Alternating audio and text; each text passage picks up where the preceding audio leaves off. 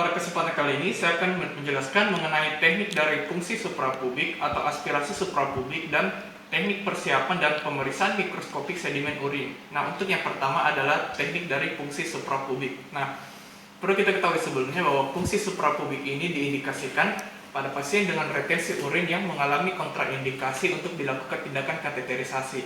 Adapun indikasi lainnya adalah pada pasien baik pada pasien neonatus atau anak-anak yang mengalami kondisi retensi urin dan tidak dapat dilakukan tindakan kateterisasi. Lalu indikasi yang lain adalah pasien dengan trauma uretra yang luas sehingga menjadi kontraindikasi untuk kateterisasi ataupun pada pasien dengan adanya retensi urin namun memiliki kelainan anatomi seperti fimosis ataupun pasien dengan kasus uretritis atau parauretritis yang berat. Nah, selain itu kita juga ketahui kontraindikasi untuk melakukan tindakan fungsi suprapubik ini, yaitu pada pasien dengan retensi urin namun terdapat kecurigaan tumor pada buli-bulinya. Kemudian kontraindikasi yang lainnya adalah pada pasien dengan gangguan pendarahan. Setelah mengetahui kontraindikasinya, kita kemudian beralih ke persiapan untuk pasien. Untuk persiapan pasien sebelumnya kita pastikan bahwa pasien kondisi kandung kemihnya sudah penuh dan juga sebelumnya juga kita harus telah meminta informed consent. Nah, karena pada skenario ini pasien adalah seorang bayi yang berusia 1 tahun dengan kasus retensi urin kira-kira 6 jam yang lalu dilakukan juga pemeriksaan fisik adanya tanda pembengkakan pada suprapubiknya. Lalu maka tindakan yang akan dilakukan adalah tindakan fungsi suprapubik. Nah, informed consent ini diminta kepada orang tua pasien karena pasien masih merupakan bayi yang berumur 1 tahun. Maka kita menjelaskan kepada orang tuanya mengenai tindakan yang akan dilakukan, manfaat dari tindakan fungsi suprapubik ini, kemudian alat-alat yang akan kita gunakan, jenis-jenis alat yang akan digunakan, dan bagaimana nanti tekniknya. Kita jelaskan secara singkat saja. Lalu kita menjelaskan juga mengenai hak pasien untuk menolak dan kerahasiaan medisnya. Setelah menerima informed consent, kita kemudian beralih ke persiapan pasien yang selanjutnya, yaitu pertama kita pastikan bahwa kandung kemih pasien sudah penuh. Hal itu dapat kita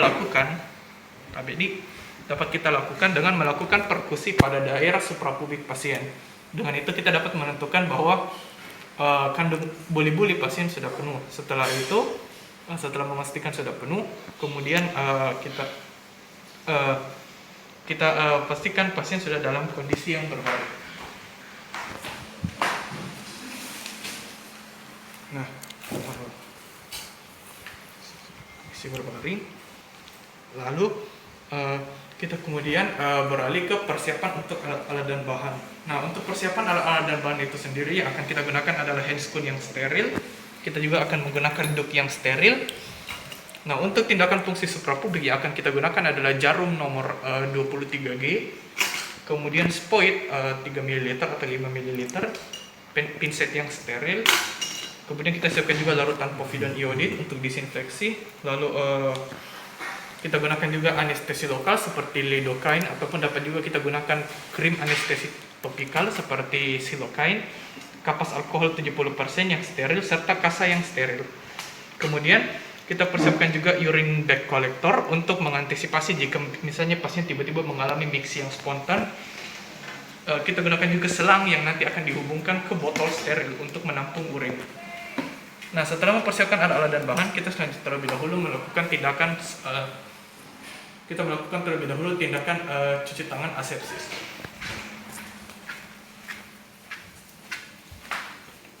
Seperti sebelumnya, kita mengambil air, basuh, kemudian mengambil cairan sabun, masukkan di kedua telapak tangan, di kedua punggung tangan, salah jari tangan, saling mengepalkannya. Kemudian kita bersihkan dari ibu jari, cara bergantian, membasuhkan kuku-kuku jari di telapak tangan satunya dengan gerakan sirkulasi secara bergantian, pergelangan tangan secara bergantian, dan kita bilas lagi. Setelah itu kita keringkan dengan menggunakan handuk yang steril. Setelah itu kita melakukan teknik pemasangan handscoon steril yang benar, yaitu di mana dengan prinsip yang sama, yaitu kita pastikan selalu kulit tangan hanya menyentuh permukaan dalam dari handscoon.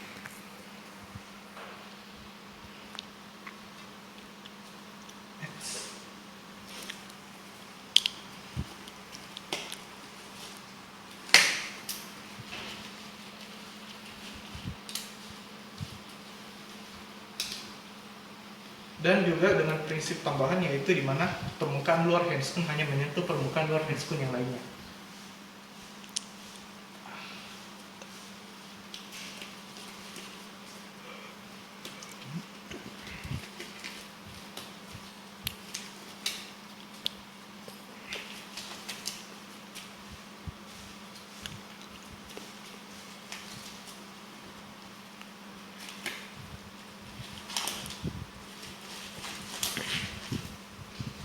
Nah, setelah melakukan pemasangan handscoon yang steril, kita memastikan kembali bahwa pasien sudah berada dalam kondisi berbaring, kemudian telah dipastikan kandung kemih pasien sudah penuh, dan kita pastikan juga bahwa kandung kemih pasien tidak dapat teraba dan tidak terlalu kecil, karena jika terlalu kecil dapat menjadi kontraindikasi.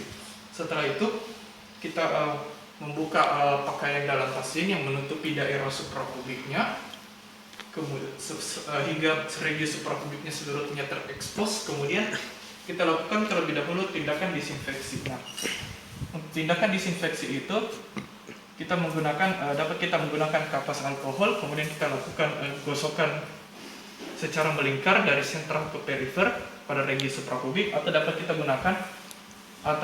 gunakan juga kasa steril yang telah dibasahi dengan larutan povidon iodid.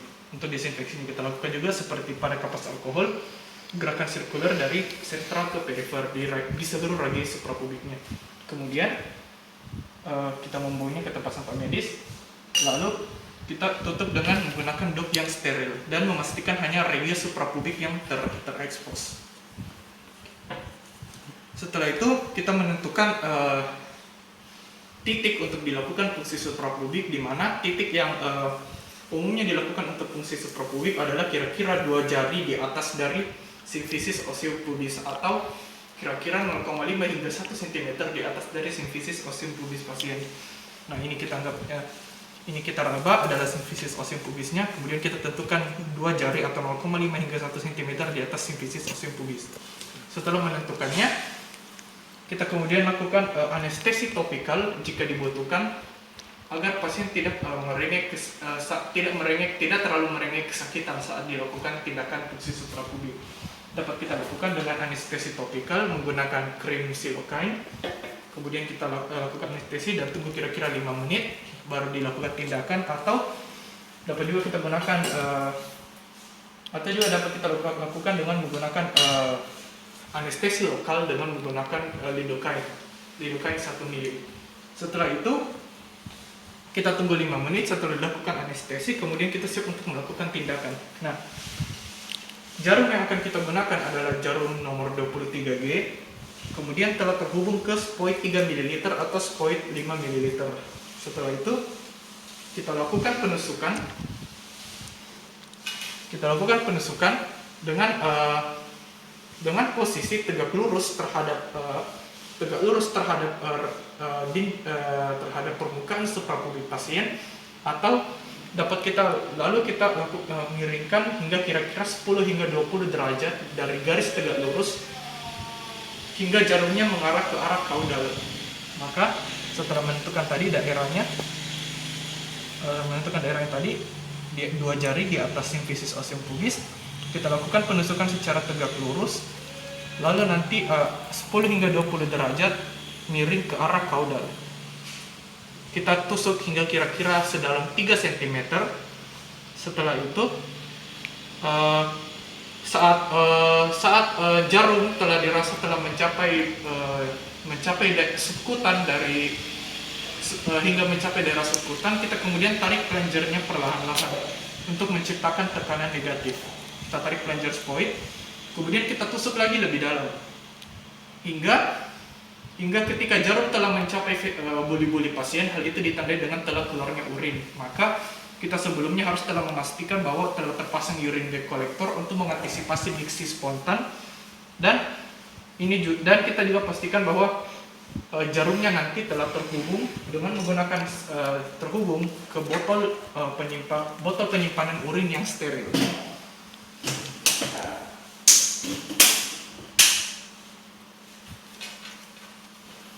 Nah, ketika telah mencapai, lalu kita lakukan aspirasi. Ketika telah mencapai buli-buli, lalu kita lakukan aspirasi dan terdapat urin. Segera kita tarik plunger-nya. Kemudian jarum tersebut kita hubungkan ke selang yang terhubung nanti ke botol steril penyimpanan urinnya. Lalu kita keluarkan hingga kira-kira mencapai jumlah urin yang diinginkan. Setelah jumlah urin yang dikeluarkan kira-kira cukup, kita kemudian menarik jarumnya perlahan-lahan keluar dari buli-buli pasien, dan sambil kita menariknya, kita menekannya menggunakan kasa yang steril. Kita menekan daerah fungsi suprapubik dilakukan steril. Kita menekan dengan kasa steril daerah yang dilakukan tadi penusukan suprapubiknya, sambil kita menarik keluar jarumnya. Setelah itu kita memastikan bahwa urine bag yang telah berisi sampel urin pasien telah siap. Kita buang ke tempat sampah medis semua ini alat-alatnya. Kemudian kita mencabut kembali kasa steril tadi. Kemudian kita menarik duct sterilnya, melepaskan duct sterilnya. Kemudian sampel urin siap untuk dilakukan pemeriksaan sedimen urin, pemeriksaan mikroskopik sedimen urin lebih lanjut. Dan juga tentu saja kita lakukan kembali tindakan sanitasi tangan. Kita buangin ke tempat sampah medis kasa sterilnya. Kemudian kita bersihkan handscoon kita dari sisa, jika mungkin terdapat kotoran atau cairan tubuh pasien, dengan membilasnya di baskom yang berisi larutan klorin 0,5%. Setelah itu kita lakukan tindakan membuka handscoon steril yang benar, di mana dengan primstick tetap permukaan luar handscoon hanya menyentuh permukaan luar handscoon lainnya, dan kulit tangan hanya menyentuh permukaan dalam handscoon. Kemudian kita meletakkannya di baskom klorin tadi 0,5%. Kemudian kita lakukan kembali tindakan cuci tangan asepsis.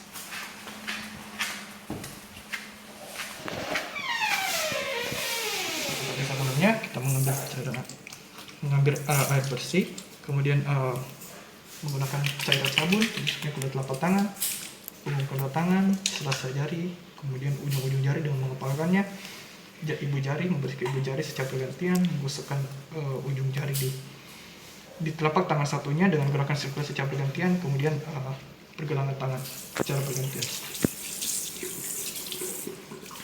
Nah, selesai, kita keringkan dengan menggunakan handuk steril dan tindakan selesai. Kita kemudian kembali dan kita menginformasikan kepada orang tua pasien atas kesediaannya telah mengikutkan anaknya pada prosedur tindakan suprapubik ini, dan kita siap untuk melakukan persiapan pemeriksaan mikroskopik sedimen urin pada sampel urin pasien. Selanjutnya kita beralih ke persiapan dan pemeriksaan mikroskopik sedimen urin. Nah, berdasarkan dari tindakan aspirasi suprapubik tadi, diperoleh sampel urin suprapubik pasien dalam botol urin yang steril. Kemudian maka selanjutnya kita akan melakukan tindakan pemeriksaan mikroskopik sedimen urin. Nah, perlu kita ketahui terlebih dahulu, indikasi untuk melakukan pemeriksaan mikroskopik sedimen urin adalah untuk sarik kesehatan pada tes kesehatan baik yang patologik maupun sebelum operasi. Kemudian juga untuk mendeteksi adanya gangguan metabolik pada pasien, mendeteksi adanya infeksi saluran kemih, ataupun untuk mendeteksi berbagai kelainan pada ginjal pasien. Setelah itu kita mengetahui indikasinya, selanjutnya kita beralih ke tahap pra-analitik. Untuk persiapan pasien sendiri tidak ada persiapan khusus yang dibutuhkan. Lalu untuk persiapan sampelnya, sebelumnya tadi dari persiapan pasien kita harus telah meminta informasi kepada pasien, yang pada skenario ini adalah orang tua pasien karena pasien merupakan seorang bayi. Maka diminta informasi dari orang tua pasien mengenai tindakan yang akan dilakukan untuk pemeriksaan mikroskopik sedimen urin ini. yang tidak akan invasif, namun dibutuhkan untuk membantu mendiagnosis mengenai kondisi yang sedang dialami oleh pasien. Setelah itu kita menjelaskan juga mengenai hak-hak untuk menolak dan kerahasiaan medisnya. Setelah meminta informasi dari pasien, kita beralih ke tahap pra-analitiknya selanjutnya, yaitu persiapan sampel. Untuk sampel urin itu sendiri, untuk tes urin, untuk pemeriksaan mikroskopik sedimen urin sebagai salah satu dari urinalisis harus dilakukan maksimal 2 jam setelah dilakukan pengambilan sampel urin. Adapun jika misalnya pemeriksaan urin harus ditunda atau urinalisisnya harus ditunda, maka sampel urin harus diletakkan di dalam lemari pendingin hingga akan dilakukan urinalisis. Lalu untuk sampel urin yang terbaik diambil pada urin sewaktu, yaitu di mana sampel urin diperoleh dari pasien yang berkemih suatu saat akan dibutuhkan untuk urinalisis. Lalu untuk waktunya yang paling baik adalah pada pagi hari, karena pada pagi hari kepekatan urin paling tinggi.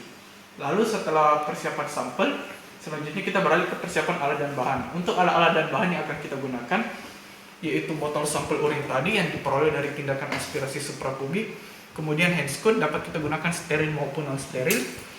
Lalu kita akan gunakan juga corong yang steril, pipet pastel, tabung sentrifuge, serta mungkin kita akan butuhkan beberapa alat-alat untuk disinfeksi seperti kaca steril ataupun kapas alkohol 70%. Lalu kita persiapkan juga baskom klorin 0,5% ataupun dapat kita gunakan tempat sampah medis nanti. Nah, pertama-tama setelah mempersiapkan alat dan bahan, kita selanjutnya lakukan untuk persiapan dari pemeriksa itu sendiri, di mana kita telah mengenakan alat-alat keselamatan laboratorium seperti jas laboratorium, dan juga masker, atau dapat juga kita menggunakan goggles atau kacamata. Setelah itu kita lakukan terlebih dahulu tindakan cuci tangan asepsis seperti sebelumnya. Dapat kita gunakan cairan disinfektan seperti hand sanitizer, ataupun juga dapat kita gunakan air mengalir dan sabun. Kita lakukan dengan menggosokkan kedua telapak tangan terlebih dahulu, kemudian punggung tangan, membersihkan sela-sela ibu jari, membersihkan jari-jari tangan dan saling memapakannya, membersihkan ibu jari secara bergantian, menggosokkan kuku-kuku jari dan ujung jari pada telapak tangan satunya dengan gerakan sirkular secara bergantian. Kemudian kita bersihkan daerah pergelangan tangan dan kita kemudian basuh kembali dengan air mengalir, lalu kita keringkan dengan menggunakan handuk yang steril. Setelah melakukan tindakan sanitasi tangan, selanjutnya kita menggunakan handscoon. Kita dapat menggunakan handscoon yang steril ataupun yang non steril.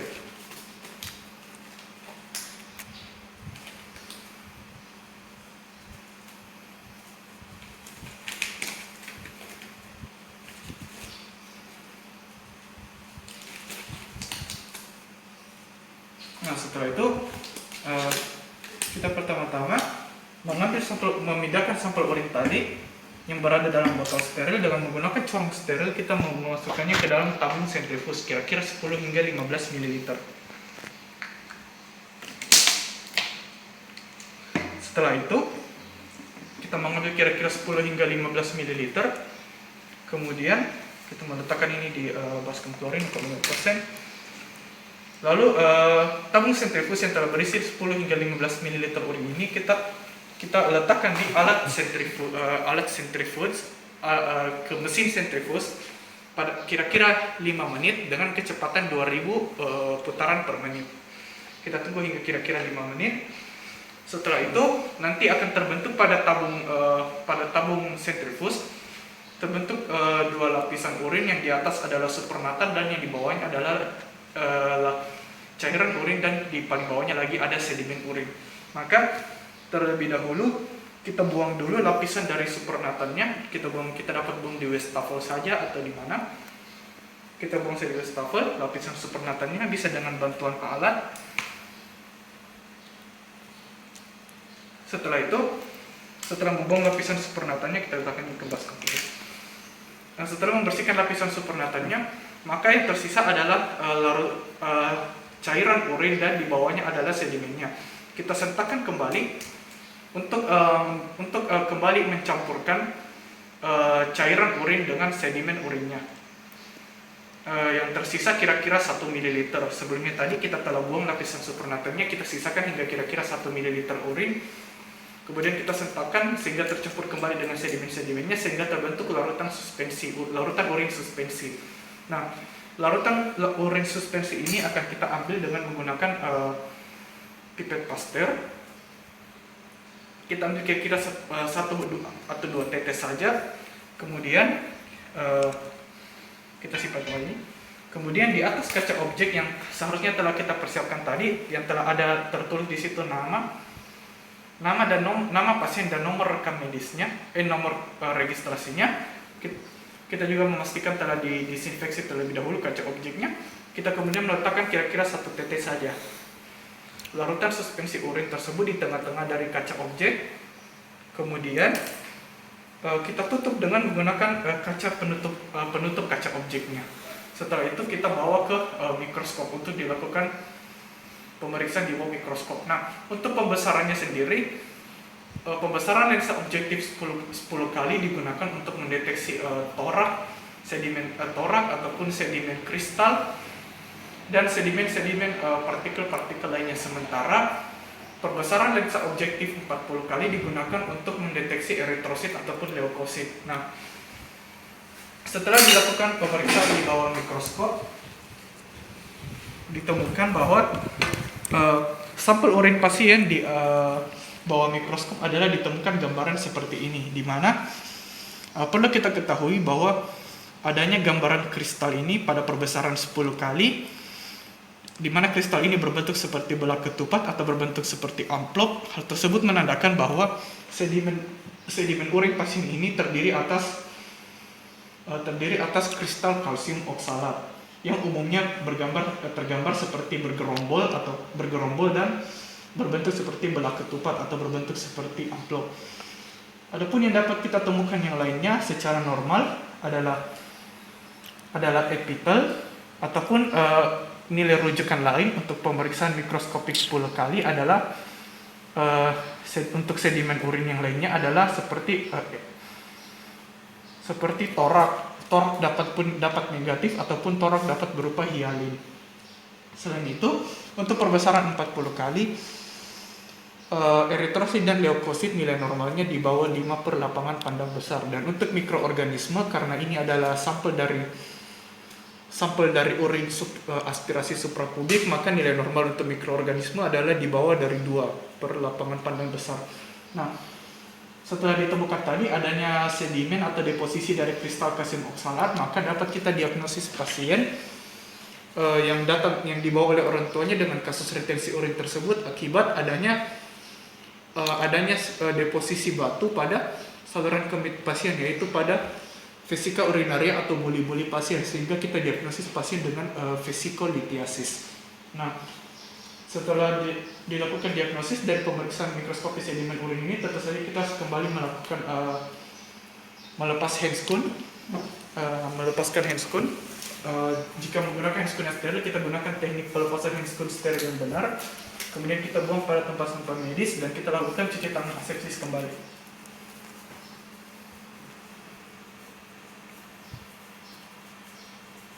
Setelah itu kita memberitahukan kepada orang tua pasien mengenai hasil dari diagnosis dan kita lakukan tata laksana lebih lanjut. Tindakan untuk pemeriksaan persiapan dan pemeriksaan mikroskop sedimen teknik untuk persiapan dan pemeriksaan mikroskopik sedimen urin telah selesai. Sekian dan terima kasih.